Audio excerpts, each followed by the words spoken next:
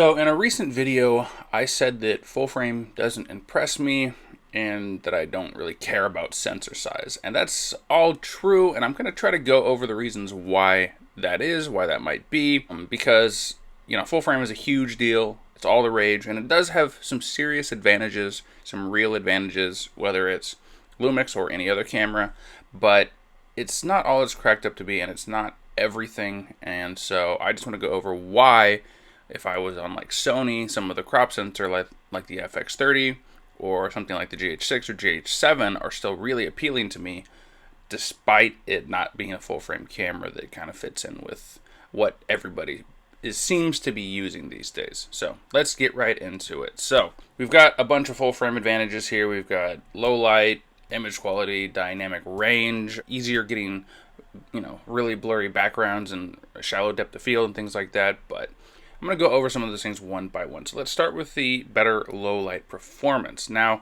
this isn't a one-to-one thing, but as a general rule, the bigger the sensor, the more light it can gather, is what people say, and the better it is in low light. And that's certainly true, but crop sensor cameras have come a long way in this regard, to the point where full frame cameras just a few generations ago, or a few years ago, perform worse than something like the GH6 or GH7 would. So it's not just about the sensor size, it's also about the technology and the processing and things like that. But if you don't shoot in low light, it doesn't matter, Like if you're shooting narratives, if you're shooting interviews, if you're able to light things at all, even things like weddings and events, if you can bring even a modestly powerful light, you're not really going to need that low light performance very often. If you know you need the peak low light performance, get a full frame camera. But for me, it's more of a niche thing where I'm not needing to shoot in the darkest environments all the time. And the environments I do shoot in are clean enough on a crop sensor camera that that's not really the biggest deal for me. Next is just overall image quality, and again, these crop sensor cameras are getting so much new technology and are handling their image so well that the difference in like sharpness, detail, image quality is so minor, and so the gap is closing a bunch on this, just like in the low light category. So let's get into dynamic range too, just because that's part of image quality. And again, let's just focus on like Panasonic, for example. So the S5 II, S5 IIX, we've got like a 14 and a half stops of dynamic range, correct?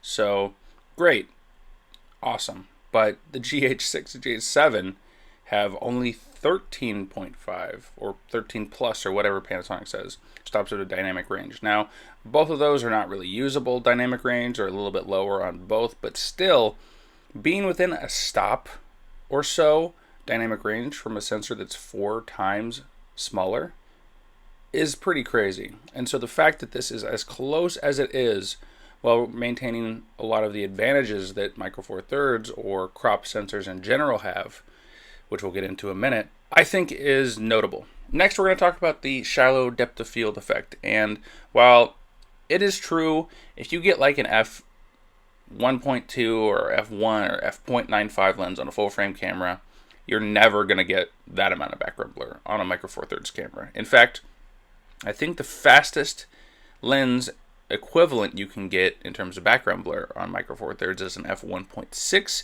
and that is an insane lens. Most of them are going to top out at f1.8, f.2 full frame equivalents in terms of background blur.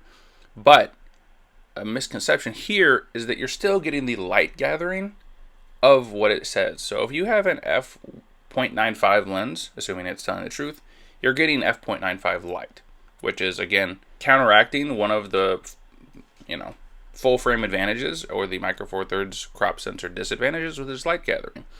If you have something like what I'm shooting on now, the Leica f1.7, sure, you're going to get an f3.5 in terms of background blur, but you're still getting 1.7 in terms of light gathering. And there's very, very few, in fact only one I can think of, full frame lenses that give you an even close to an f1.7 in terms of aperture. But again, this isn't about low light, this is about bokeh, depth of field, background blur. So what am I talking about here? Well, I really don't think that the vast majority of video use cases, just in terms of creative and looks, really needs anything more than an f2.8. I'm not going to lie. f2.8 to f5.6 is like most films, most TV ever made on any sensor size. I mean, yeah, it's just not, shallow depth of field can be nice and useful in some situations. And again, Micro Four Thirds can still get there with something like the Midicon Speedmasters, the Voigtlanders, getting you a full frame 1.8 equivalent looking shot. And if 2.8 is enough, then 1.8 is almost certainly enough. And so, there's a reason people think that blurry backgrounds are kind of an overused cheap effect. And again, I'm all for using cheap effects. Don't get me wrong. If it gets you that final result and makes the image look better, more professional, you should probably do it, even if it's considered a cheap effect. Your LUT, your background blur, whatever, your slow motion. If it elevates the product to the client or the audience, then there's nothing wrong with that, right?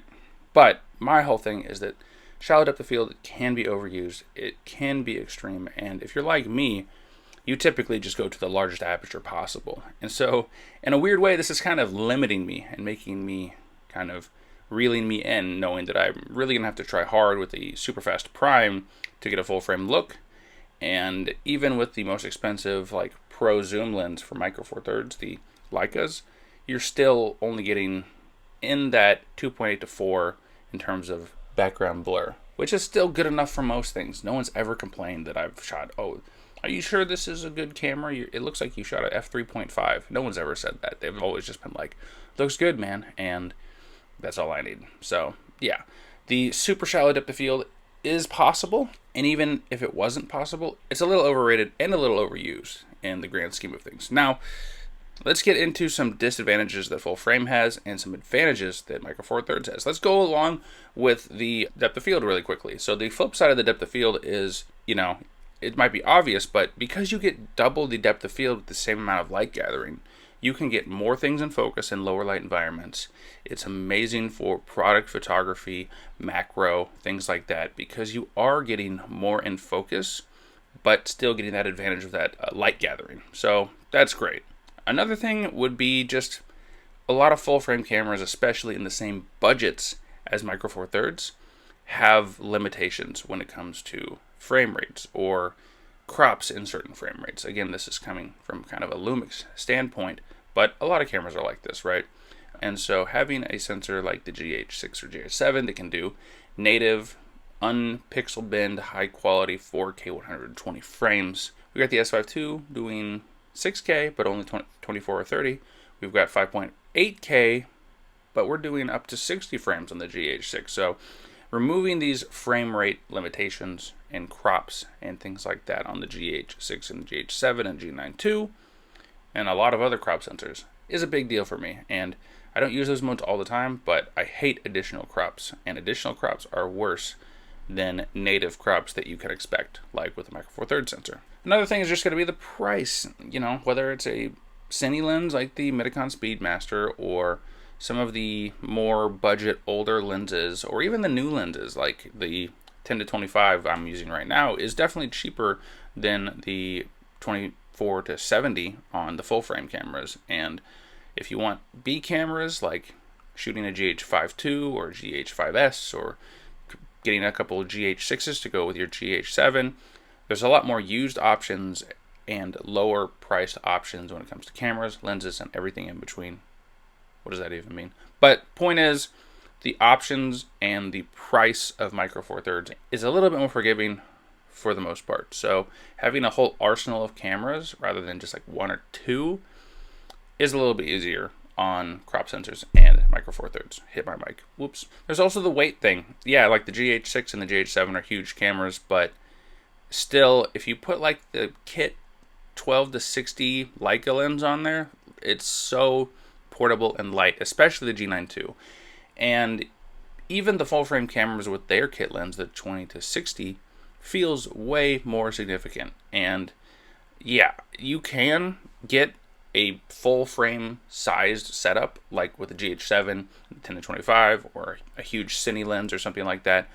But you can also get something like a G100 and the Leica 15mm for a pretty pocketable travel setup, or something like the 14 to 140 with a massive 28 to 200 range in a package that's about half the size of the full frame version, or maybe 2/3, something like that.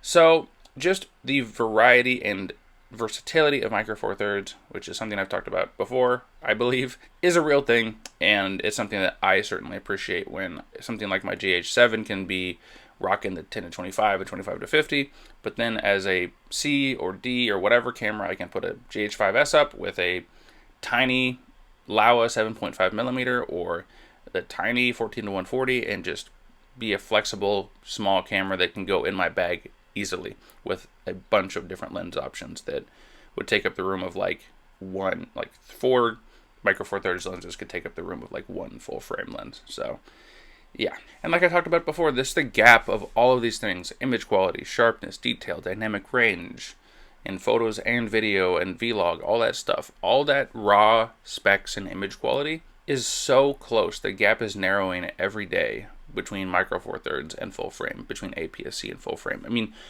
these cameras perform like the GH7 or the GH6, the GH7, the G9 II. The technology in this, I think people don't appreciate how impressive it is. It is getting close to like middle end or high end APS-C cameras, which is wild because it's going up. The gap. Point is, the gap is closing, and you have cameras that are performing incredibly close to sensors with a much larger sensor size, and oftentimes a lot more expensive as well. So, and all of those tiny disparities in like dynamic range or low light, for example, are solved by what I talked about earlier: lighting, lenses, planning your shots out, knowing the limits of your camera and using them. Are there some situations where you can't do all that stuff or full frame might be better?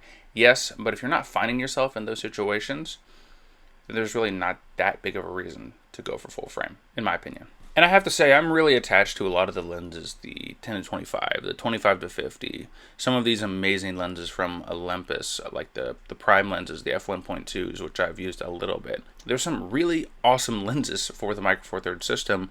Cheap, expensive, premium, cheap, small, huge, the variety of manufacturers and options and weird focal lengths and weird properties and things like that you can explore is pretty incredible. And I think that just, even though the full frame lineup is a lot more complete, it's a lot more new as well, and so you don't have some super weird options, or you're just starting to get some, and even if you do, they're typically going to be a little pricier again than the Micro Four Thirds equivalents. Plus, like a 10 to 25 is my most used and most loved lens by far, and I use it on every shoot, basically almost every single day, definitely every single week. And there's really nothing in the full frame world for Panasonic or anybody that even holds a candle to this incredible lens. I mean, a 20 to 50 f3.5, it's pretty awesome. You might as well be a 2.8, right? I mean, it's not that far off. So it's just one of the most comprehensively amazing lenses I've ever used, and it's hard to part with it. Actually, it's impossible, which is why I'm not going to do it. And let's be honest, the stuff like crop factor and bokeh and all this stuff, sometimes you feel it a little bit, but when it comes to the clients watching the video, your audience watching your films, brides and grooms watching their wedding tapes, it's not going to matter. And it doesn't matter to you when you're shooting either. If you pick up a camera and you don't know what format it is, you can feel the angle of view. You can feel the depth of field and guess about the dynamic range a little bit. If you've been doing this long enough, that when you pick up a camera, whether it's like a point and shoot, 1-inch sensor type of thing, or Micro Four Thirds, APS-C camera, or a full frame camera, you don't let that change your shooting style that much. You make the best thing you can, you do the best job you can, despite whatever sensor size or limitation or age or whatever that camera has.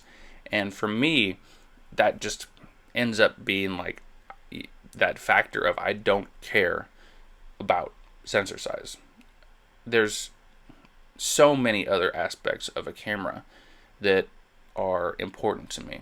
Form factor, handling, lens selection, features, battery life, what lenses come with it, and how, even things like properties of lenses. Like a lot of micro four thirds lenses have a way better close focusing distance due to the smaller format, or maybe just because I don't know why, but they do. And so having the Leica 10 to 25 and 25 to 50 being some of my most premium, awesome lenses to use, and have some of the closest focus distance for products, rings at weddings, close-ups in short films and narratives and music videos. Like, the last thing I'm thinking of is the sensor size and the equivalence and all this stuff. I'm just framing my shot, interpreting the vision of me or my clients or whoever, and making it work for whatever camera I'm using. Even if it's an iPhone, if someone hands me their iPhone and tells me to take a picture, I'm not thinking like, what's the crop factor? Thinking about what's the framing, what's the composition, how's the exposure. I'm not thinking like, what's the dynamic range of this iPhone. It's good to know these things subconsciously in the background, because it lets you make informed decisions in incredibly tricky situations. And knowing the limits of your camera is important for that 5-10% of extreme situations. But for the vast majority of it, there's way more important things to worry about, in my opinion. So that's about it. Thanks for stopping by. Thanks for watching. Another thing I thought of, which I saved toward the end, was just like how so many films were shot on Super 35 APS-C film formats, or even even 16 millimeter, like The Shield and The Wrestler and Black Swan. Some incredibly cinematic movies, TV shows, really good looking, were shot on a format that was so much smaller, like I think 33, like basically a third smaller than micro four thirds, and they still made it work. So if it's good enough for Darren Aronofsky, I guess it's good enough for me, right? So anyway, thanks for stopping by, guys. Definitely leave your comments down below, and I really appreciate it if you would, like the video, subscribe, and if you did subscribe, I'll see you when I see you.